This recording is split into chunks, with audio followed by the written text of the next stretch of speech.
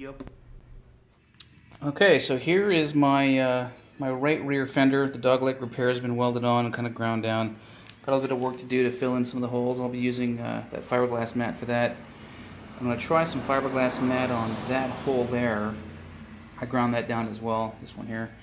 And the stuff I'm using is pretty gosh darn good, so I'll probably put that on the back side, some on the front side, and smooth it out and see how it looks.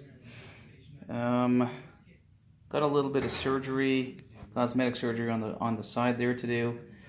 I'll take care of that also. So not too awfully displeased, actually.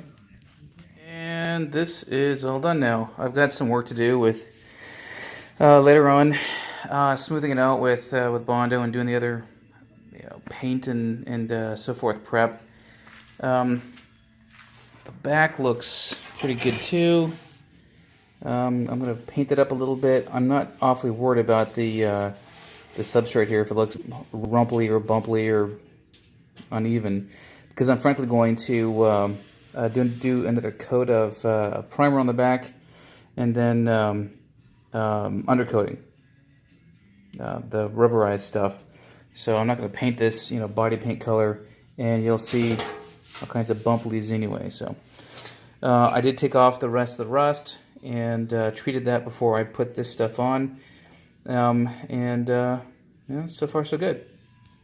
So I think for the rest of the fenders, this is I'm more or less done. I'm done with the body.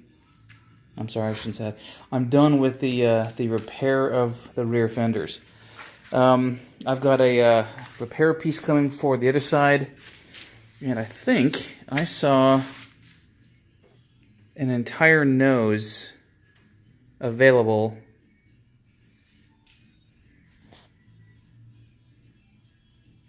An entire nose available on Moss, where I can just more or less cut it off here or something like that and replace the entire piece. This is the ugly one. And I don't want to necessarily go back to Bondoville on this, because there's going to be a lot of it. Yeah, so I think I'm done. I got some other weekend stuff I got to get done, and that, as they say, is that.